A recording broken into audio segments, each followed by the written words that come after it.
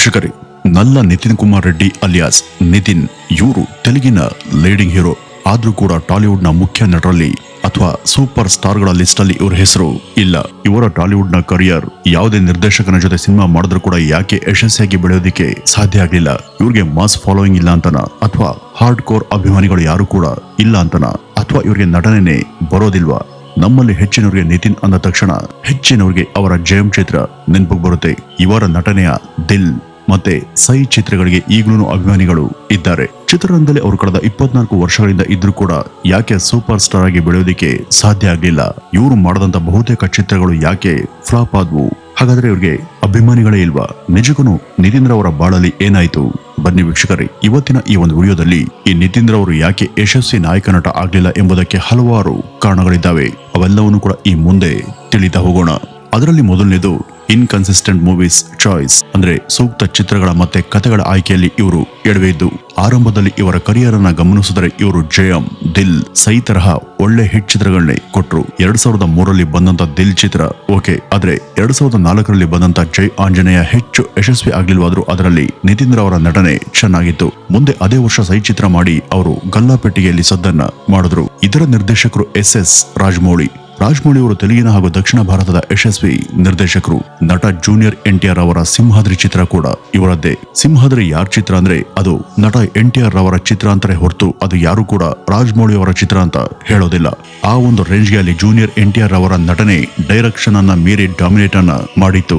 ಸೈ ಚಿತ್ರದಲ್ಲಿ ಇದರ ಕತೆ ಹಾಗೂ ಸ್ಕ್ರೀನ್ ಪ್ಲೇಗೆ ಹೆಚ್ಚು ಒತ್ತನ್ನ ಕೊಟ್ಟಿದ್ರು ರಾಜಮೌಳಿ.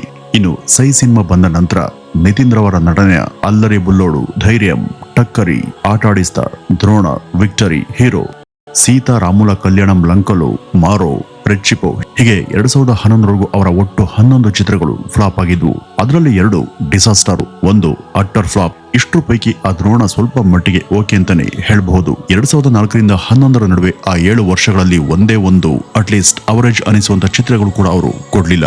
ಆದ್ರೆ 2012ರಲ್ಲಿ ಅವರ ನಟನೆಯ ಇಷ್ಕ್ ಚಿತ್ರ, ಇದನ್ನ ತುಂಬಾ ಜನ ಇಷ್ಟಪಟ್ಟು ನೋಡಿ ಅದನ್ನ ಬ್ಲಾಕ್ ಬಸ್ಟರ್ ಆಗುವ ಲೆವೆಲ್ಗೆ ಓಡಿಸಿದ್ರು.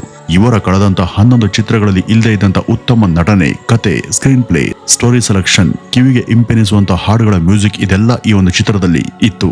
ವರ್ಷಗಟ್ಟಲೆ 10 ಫ್ಲಾಪ್ ಚಿತ್ರವನ್ನ ಕೊಟ್ಟಂತ ಹೀರೋಗೆ ಈ ಒಂದು ಚಿತ್ರ ಗೆದ್ದಾಗ ಆಗುವಂತ ಫೀಲಿಂಗ್ ಹೇಗಿರುತ್ತೆ ಅಲ್ವಾ? ಆದ್ರೆ ಇಷ್ಕ್ ಚಿತ್ರ ಅವರ ಗೆಲುವಿಗೆ ಹೇಗೆ ಕಾರಣ ಆಯ್ತು ಅದೇ ತರಹ ಅವರ ಅವನತಿಗೂ ಕೂಡ ಇದೇ ಚಿತ್ರ ಕಾರಣ ಆಯ್ತು. ಅದೇಗೆ ಅಂತ ಈ ಒಂದು ವಿಡಿಯೋದಲ್ಲಿ ಈ ಮುಂದೆ ನಾವು ನೋಡೋಣ. ಇದಾದ ನಂತರ ಬಂದಂತ ಅವರ ಗುಂಡೆ ಜಾರಿ, ಗಲ್ಲೆಂತಾಯಿಂದೆ, ಹಾರ್ಟ್ ಅಟ್ಯಾಕ್ ಚಿತ್ರಗಳು ಹಿಟ್ ಆದ್ರೂ ಕೂಡ ಇದರಲ್ಲೂ ಕೂಡ ಅವರ ಇಷ್ಕ್ ಚಿತ್ರದ ಛಾಯೆನೆ ಜನರಿಗೆ ಹೆಚ್ಚು ಕಾಣಿಸಿದ್ದು. ಇವುಗಳಲ್ಲಿ ಹಾರ್ಟ್ ಅಟ್ಯಾಕ್ ಚಿತ್ರ ಸ್ವಲ್ಪ ಭಿನ್ನ ಅಂತ ಹೇಳಬಹುದು. ಅದಕ್ಕೆ ಕಾರಣ ಅದರ ನಿರ್ದೇಶಕರು ಪೂರಿ ಜಗನ್ನಾಥ್ ಆಗಿದ್ದಕ್ಕೋ ಏನೋ ಗೊತ್ತಿಲ್ಲ. ಇದೆಲ್ಲ ಆದ್ಮೇಲೆ ಕೊರಿಯರ್ ಬಾಯ್ ಕಲ್ಯಾಣ್ ಎಂಬ ಇವರ ಒಂದು ಚಿತ್ರ ಬಂದಿತ್ತು. ಅದರಲ್ಲೂ ಕೂಡ ಅವರು ಇಷ್ಕ್ ಚಿತ್ರದ ಮ್ಯಾನರಿಸಮ್ ಅನ್ನೇ ಕ್ಯಾರಿ ಮಾಡಿದ್ರು. ಆ ನಂತರ ಇವರ ಆಹಾ ಚಿತ್ರ ಬಂತು. ಈ ಒಂದು ಸಿನಿಮಾದ ನಿರ್ದೇಶಕರು ತ್ರಿವಿಕ್ರಮ್. ಇದು ಕೂಡ ಅಷ್ಟಾಗಿ ಓಡ್ಲಿಲ್ಲ. ಈ ಒಂದು ಸಮಯದಲ್ಲಿ ಬಂದಂತ ಇವರ ಲೈ ಚಿತ್ರ ಸ್ವಲ್ಪ ಮಟ್ಟಿಗೆ ಬೆಟರ್ ಅಂತ ಹೇಳ್ಬಹುದು. ಆದ್ರೂ ಕೂಡ ಇದು ಫ್ಲಾಪ್ ಆಯ್ತು. ಇದರಲ್ಲಿ ಒಳ್ಳೆಯ ಕತೆ, ಸ್ಟೋರಿ ಲೈನ್, ಮೈಂಡ್ ಬ್ಲೋಯಿಂಗ್ ಹಾಡುಗಳು, ಇಂಪಾದ ಮ್ಯೂಸಿಕ್ ಇವೆಲ್ಲವೂ ಕೂಡ ಇದ್ವು. ಆದ್ರೂ ಕೂಡ ತೆಲುಗಿನ ಜನ ಇದನ್ನ ಮಹೇಶ್ ಬಾಬು ರವರ ಅತಡು ಚಿತ್ರದಂತೆ ಸೋಲ್ಸಿದ್ರು. ಒಮ್ಮೊಮ್ಮೆ ಎಲ್ಲ ಇದ್ದು ಕೂಡ ಚಿತ್ರ ಹೇಗ್ ಸೋಲುತ್ತೆ ಅನ್ನೋದಕ್ಕೆ ಇದೊಂದು ಸೂಕ್ತ ಸಾಕ್ಷಿ. ಇದಾದ ನಂತರ ಭಾನುವಾರದ ರಜೆ ಮುಗಿಸಿ ಮಕ್ಕಳು ಮತ್ತದೇ ಯೂನಿಫಾರ್ಮ್ ಹಾಗೂ ಬ್ಯಾಗ್ ಅನ್ನು ಹಾಕೊಂಡು ಶಾಲೆಗೆ ಹೋಗುವಂತೆ ಹೀರೋ ನಿತಿನ್ ಮತ್ತದೇ ಅವರ ಸೇಮ್ ಕ್ಯಾರೆಕ್ಟರ್ ಮೂಲಕ ಒಂದು ಸಿನಿಮಾದಲ್ಲಿ ಕಾಣಿಸ್ಕೊಂಡ್ರು. ಅದೇ 2018ರಲ್ಲಿ ಬಂದಂತ ಚಲ್ ಮೋಹನ್ ರಂಗ. ಈ ಒಂದು ಚಿತ್ರ ಕೂಡ ಅವರ ರೆಗ್ಯುಲರ್ ಫ್ಲಾಪ್ ಲಿಸ್ಟ್ಗೆ ಸೇರ್ತು. ಇದರ ಸೋಲಿಗೆ ನೇರ ನಿತಿನ್ ರವರ ಪಾತ್ರ ಹಾಗೂ ಆಡಿಯನ್ಸ್ ಗಳ ರಿಯಾಕ್ಷನ್ ಇವೆರಡೂ ಕೂಡ ಕಾರಣನೇ. ಏಕೆಂದ್ರೆ ಈ ಒಂದು ಸಿನಿಮಾದಲ್ಲೂ ಕೂಡ ಇಷ್ಕ್ ಚಿತ್ರದ ನಿತಿನ್ ರವರ ಆ ಒಂದು ಪಾತ್ರನೇ ಪ್ರೇಕ್ಷಕರಿಗೆ ರಿಪೀಟೆಡ್ ಆಗಿ ಕಾಣಿಸುತ್ತೆ. ಈ ನಿತಿನ್ ರವರು ಯಾಕೋ ಅವರ ಇಷ್ಕ್ ಚಿತ್ರದ ಪಾತ್ರದಿಂದ ಇನ್ನೂ ಕೂಡ ಹೊರಬಂದಂತೆ ಕಾಣಿಸ್ಲಿಲ್ಲ. ಆದ್ರೆ ಈ ಒಂದು ಚಿತ್ರ ಫ್ಲಾಪ್ ಆಗೋಷ್ಟು ಕೆಟ್ಟದೇನು ಆಗಿರ್ಲಿಲ್ಲ. ಇದರಲ್ಲಿ ಅವರ ನಟನೆ, ಕತೆ, ಹಾಡುಗಳು, ಲವ್ ಸೀನ್ಸ್ ಇದೆಲ್ಲ ಕೂಡ ಚೆನ್ನಾಗಿನೇ ಇತ್ತು. ಆದ್ರೂ ಯಾಕೋ ನಿತಿನ್ ರವರ ಚಿತ್ರ ಅನೇಕರಿಗೆ ಇಷ್ಟ ಆಗ್ಲಿಲ್ಲ. ಇನ್ನು ಇದಾದ ನಂತರ ಅವರ ನಟನೆಯ ಶ್ರೀನಿವಾಸ್ ಕಲ್ಯಾಣ ಚಿತ್ರ ರಿಲೀಸ್ ಆಯಿತು.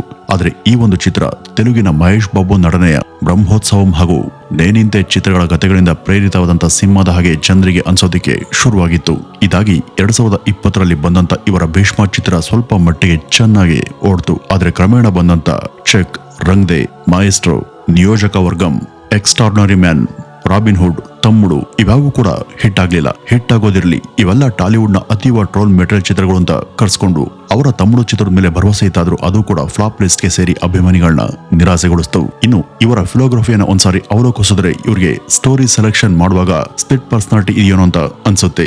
ಈ ಇಸಿಜಿಯಲ್ಲಿ ಹೃದಯದ ಬಡಿತದ ತರಂಗಗಳು ಯಾವ ರೀತಿ ಏರಿಳಿತ ಆಗ್ತವೋ ಇವ್ರಿಗೂ ಕೂಡ ಸ್ಟೋರಿಯನ್ನ ಸೆಲೆಕ್ಟ್ ಮಾಡುವಾಗ ಬುದ್ಧಿ ಅದೇ ತರ ವ್ಯತ್ಯಾಸ ಆಗುತ್ತೆ ಅಂತ ಅನ್ಸುತ್ತೆ. ಇನ್ನು ಎರಡನೇದಾಗಿ ವೈವಿಧ್ಯಮಯ ಪಾತ್ರಗಳ ಕೊರತೆ ಕೂಡ ಇವರ ಡೌನ್ ಫಾಲ್ ಗೆ ಕಾರಣ ಅಂತ ಹೇಳ್ಬಹುದು. ಅಂದ್ರೆ ಈ ನಿತಿನ್ ರವರಲ್ಲಿ ವಿಭಿನ್ನತೆ ಇಲ್ಲ ಅಂತ ಹೇಗೆ ಹೇಳ್ತೀರಾ? ಅವರು ಜಯಂ, ದಿಲ್, ಸೈ ಈ ರೀತಿ ಮೊದಲಾದಂತ ವಿಭಿನ್ನ ಸಿನಿಮಾಗಳನ್ನ ಮಾಡಿದಾರಲ್ಲ ಅಂತ ನೀವು ಕೇಳ್ಬಹುದು. ನೋಡಿ, ಪಾತ್ರದ ವಿಭಿನ್ನತೆ ಅನ್ನೋದು ಪ್ರತಿ ಚಿತ್ರದಿಂದ ಚಿತ್ರಕ್ಕೆ ಬದಲಾಗಬೇಕೇ ಹೊರತು ಯಾವುದೋ ಒಂದರಲ್ಲಿ ಚೇಂಜ್ ಆಗೋದಲ್ಲ. ಈಗ ಪ್ರಭಾಸ್ ಅವರನ್ನೇ ಉದಾಹರಣೆಗೆ ತೆಗೆದುಕೊಳ್ಳಿ. ಅವರು ಬಾಹುಬಲಿ ನಂತರ ಸಾಹೋ ಮಾಡಿದ್ರು. ಆಮೇಲೆ ಆದಿಪುರುಷ್, ರಾಧೇಶ್ಯಾಮ್, ಸಲಾರ್, ಕಲ್ಕಿ ಹಾಗೂ ರಾಜಾ ಸಾಬ್ ಚಿತ್ರಗಳಲ್ಲಿ ನಟಿಸಿದ್ರು. ಈ ಎಲ್ಲದರಲ್ಲೂ ಕೂಡ ಅವರು ಆರಿಸಿದಂತ ಪಾತ್ರ ಮತ್ತು ಕತೆ ತುಂಬಾನೇ ವಿಭಿನ್ನ. ಇದನ್ನೇ ವರ್ಸನಾಲಿಟಿ ಅಂತ ಕರೀತಾರೆ. ಅವುಗಳಲ್ಲಿ ಯಶಸ್ವಿ ಆದಂತ ಚಿತ್ರಗಳು ಎಷ್ಟು, ಸ್ವತಂತ್ರ ಚಿತ್ರಗಳು ಎಷ್ಟು ಅನ್ನೋದು ಬೇರೆ. ಆದ್ರೆ ಇಲ್ಲಿ ಕತೆ ಹಾಗೂ ಪಾತ್ರಗಳಲ್ಲಿ ಅಗಾಧವಾದಂತ ವ್ಯತ್ಯಾಸ, ಭಿನ್ನತೆ ಇತ್ತು ಅಂತ ನಾವು ಒಪ್ಕೊಳ್ಳೇಬೇಕು. ಈಗ ನಿತಿನ್ ರವರನ್ನೇ ತಗೊಂಡ್ರೆ ಇವರ ನಟನೆಯ ಇಷ್ಕ್ ಹಾಗೂ ಗುಂಡೆ ಜಾರಿ, ಗಲ್ಲಂತ ಹಿಂದೆ ಈ ಎರಡು ಚಿತ್ರಗಳು ಕೂಡ ಒಂದೇ ತರ ಕಾಣ್ತವೆ. ಆ ಪಾತ್ರದ ಕತೆ ಮತ್ತೆ ಈ ಎರಡು ಸಿನಿಮಾಗಳ ಹಾಡುಗಳು, ಮ್ಯೂಸಿಕ್ ಕೂಡ ಒಂದೇ ಅನ್ಸುತ್ತೆ.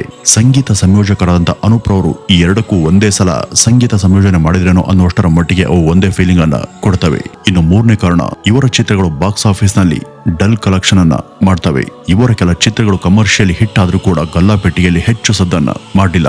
ಈ ಮೂಲಕ ನಿರ್ಮಾಪಕರಿಗೆ ಹೆಚ್ಚು ಸಮಾಧಾನವನ್ನು ಅವು ತಂದ್ಕೊಡ್ಲಿಲ್ಲ. ಇವರ ಬಹುತೇಕ ಚಿತ್ರಗಳು ಕಲೆಕ್ಷನ್ ವೈಸ್ ಸಪ್ಪೆ ಅಂತ ಕರೆಸ್ಕೊಂಡು. ಇನ್ನು ನಾಲ್ಕನೆಯದ್ದು, ಇವರು ತಮ್ಮ ಹಲವು ಚಿತ್ರಗಳಲ್ಲಿ ನಟ ಪವನ್ ಕಲ್ಯಾಣ್ ರವರನ್ನು ಕೂಡ ರೆಫರ್ ಮಾಡ್ತಾರೆ. ಬಹುಶಃ ಅದು ಬೇಡ ಅನ್ಸುತ್ತೆ. ಇವರ ಎಷ್ಟೋ ಚಿತ್ರಗಳಲ್ಲಿ ಪವನ್ ಕಲ್ಯಾಣ್ ರವರ ಸಂಭಾಷಣೆಗಳು, ಅವರ ಚಿತ್ರಗಳ ಹೆಸರುಗಳು ಹಾಗೂ ಅವರ ಕೆಲ ಸೂಪರ್ ಹಿಟ್ ಚಿತ್ರಗಳ ಡೈಲಾಗ್ಗಳು ಮೇಲಿಂದ ಮೇಲೆ ಇರ್ತವೆ. ಇದರಿಂದ ಅವರು ಹೆಚ್ಚು ಡಿಪೆಂಡೆನ್ಸಿ ಇರುವ ಹೀರೋ ಆಗಿ ಕಾಣಿಸ್ತಾರೆ. ಯಾರೋದು ಹೆಸರಿನ ಜಪದಿಂದ ತನ್ನ ಚಿತ್ರವನ್ನ ಗೆಲ್ಸೋದಕ್ಕೆ ಮಾಡುವಂತ ಚೀಪ್ ಲೆವೆಲ್ ನ ಟ್ರಿಕ್ ತರಹ ಇದು ಕಾಣಿಸುತ್ತೆ. ಇನ್ನು ಲಿಮಿಟೆಡ್ ಅಭಿಮಾನಿಗಳು ಕೂಡ ಇವರ ಅವನತಿಗೆ ಮುಖ್ಯ ಕಾರಣ. ಈ ತೆಲುಗಲ್ಲಿ ಇತರೆ ಹೀರೋಗಳು ನೆಪೋಟಿಸಂ ನ ಮೂಲಕನೇ ಉತ್ತಮ ಮಾಸ್ ಚಿತ್ರಗಳಿಂದಲೂ ಅತಿ ಹೆಚ್ಚು ಪ್ರಮಾಣದ ಹ್ಯೂಜ್ ಫ್ಯಾನ್ ಬೇಸ್ ಅನ್ನ ನಿರ್ಮಿಸಿಕೊಂಡಿದ್ದಾರೆ. ಆದ್ರೆ 2006ರಿಂದನೂ ಕೂಡ ಪ್ರಾಮಿಸಿಂಗ್ ಹಾಗೂ ಭರವಸೆ ನಟನೆ ಆಗಿರುವಂತಹ ನಿತಿನ್ಗೆ ಈ ಒಂದು ರೇಂಜ್ಗೆ ಅಭಿಮಾನಿಗಳು ಇಲ್ಲ. ಅವರು ಮಹೇಶ್ ಬಾಬು, NTR, ರಾಮ್ ಚರಣ್, ಪ್ರಭಾಸ್ ತರ ಸ್ಟಾರ್ ಹೀರೋ ಆಗಿ ಗುರುತಿಸಿಕೊಂಡಿಲ್ಲ. ಪೋಖ್ರಿ, ಬಾಹುಬಲಿ, ಛತ್ರಪತಿ ಈ ತರದ ಕಥೆಗಳಲ್ಲಿ ಒಂದಾದ್ರೂ ಇವರು ನಟಿಸಿದ್ರೆ ಇವತ್ತು ಅವರು ಕೂಡ ಒಬ್ಬ ಸ್ಟಾರ್ ಹೀರೋ ಆಗಿ ಇರ್ತಿದ್ರು. ದುರ್ದೈವವಶಾತ್ ಅವ್ರಿಗೆ ಅಂತ ಯಾವುದೇ ಕಥೆಗಳು ಸಿಗ್ಲಿಲ್ಲ. ನಟರಾಗಿ ತಾವು ವಿಕಾಸವಾಗದೆ ಹೋದದ್ದು ಕೂಡ ಇವರ ಅವನತಿಗೆ ಇರುವಂತ ಇನ್ನೊಂದು ಕಾರಣ. ಯಾವುದೇ ನಟ ಕಾಲಕ್ಕೆ ತಕ್ಕ ಹಾಗೆ ಬದಲಾಗಬೇಕು. ಹೊಸ ಬದಲಾವಣೆಗೆ ತನ್ನನ್ನು ತಾನು ಒಗ್ಗಿಸ್ಕೊಳ್ಬೇಕು. ಕಥೆಯ ಆಯ್ಕೆಯಲ್ಲಿ, ನಟನೆಯಲ್ಲಿ, ಸ್ಕಿಲ್ ಮೂಲಕ ಇದನ್ನ ಆ ನಟ ಫುಲ್ಫಿಲ್ ಅನ್ನ ಮಾಡಬೇಕು. ಆದ್ರೆ ನಿತಿನ್ ರವರ ಕರಿಯರ್ ನಲ್ಲಿ ನಾವಿದನ್ನ ಕಾಣೋದಕ್ಕೆ ಸಾಧ್ಯನೇ ಇಲ್ಲ. ಇಷ್ಕ್ ನಂತರ ಅವರ ಯಾವುದೇ ಚಿತ್ರದಲ್ಲೂ ಕೂಡ ಹೊಸ ತರಹದ ಬದಲಾವಣೆ ಹಾಗೂ ಹೊಚ್ಚ ಹೊಸದು ಅನ್ನುವಂತ ಯಾವುದರ ಅಂಶ ಕೂಡ ಇರಲಿಲ್ಲ. ಇಷ್ಕ್ ನಂತರ ಅವರು 2 ಬ್ಲಾಕ್ ಬಸ್ಟರ್ ಹಿಟ್ ಅನ್ನ ಕೊಟ್ಟರು. ಆ ಯಶಸ್ಸನ್ನು ಅವರು ಸರಿಯಾಗಿ ಮುಂದಕ್ಕೆ ಕ್ಯಾರಿ ಮಾಡಲಿಲ್ಲ. ಅವರ ಡೈಲಾಗ್ ಮತ್ತು ಕಾಮಿಡಿ ಟೈಮಿಂಗ್ ಇವೆಲ್ಲವೂ ಕೂಡ ನಿಜಕ್ಕೂ ಪ್ರಶಂಸಾರ್ಹ ಸಂಗತಿಗಳೇ. ಭೀಷ್ಮದಲ್ಲಿ ಅವರ ಹಾಸ್ಯಭರಿತ ಸಂಭಾಷಣೆಗಳು ಕಚಗುಳಿಯನ್ನ ಇಡ್ತವೆ. ಇನ್ನು ಕೊನೆಯ ಕಾರಣ, ಟೈಪ್ ಕಾಸ್ಟಿಂಗ್. ಅಂದ್ರೆ ಒಂದೇ ತರಹದ ಪಾತ್ರಗಳನ್ನ ಮೇಲಿಂದ ಮೇಲೆ ಮಾಡೋದು. ಇವರ ಮೊದಲ 2 ಚಿತ್ರ ಆಕ್ಷನ್ ಹಾಗೂ ಮಾಸ್ ತರಹ ಬಂದ್ರೆ ಅದನ್ನೇ ಮುಂದಿನ ಚಿತ್ರದಲ್ಲೂ ಅವರು ಕಂಟಿನ್ಯೂ ಮಾಡ್ತಾರೆ. ಇಲ್ಲಾಂದ್ರೆ ಸೇಮ್ ಲವರ್ ಬಾಯ್ ಪಾತ್ರಗಳನ್ನೇ ಮಾಡ್ತಾರೆ. ಈ ರೀತಿ ಆದಾಗ ಅವರ ಪ್ರತಿ ಚಿತ್ರದಲ್ಲೂ ಕೂಡ ಆಡಿಯನ್ಸ್ ಅವರ ಹಿಂದಿನ ಚಿತ್ರದ ಪಾತ್ರವನ್ನೇ ಪ್ರತಿ ಹೊಸದರಲ್ಲೂ ಕೂಡ ನೋಡ್ಬೇಕಾಗುತ್ತೆ. ಇದಕ್ಕೆ ಟೈಪ್ ಕಾಸ್ಟಿಂಗ್ ಅಂತ ಕರೀತಾರೆ. ನಿತಿನ್ ಚಿತ್ರರಂಗದ ಪ್ರತಿಭಾವಂತ ಕಲಾವಿದ ಹಾಗೂ ಸೀನಿಯರ್ ಕಲಾವಿದ ಕೂಡ ಹೌದು. ಈವರೆಗೂ ಸಾಕಷ್ಟು ಚಿತ್ರಗಳಲ್ಲಿ ವಿಭಿನ್ನ ಪಾತ್ರ ವರ್ಗದಲ್ಲಿ ಅಭಿನಯಿಸಿದ್ದಾರೆ.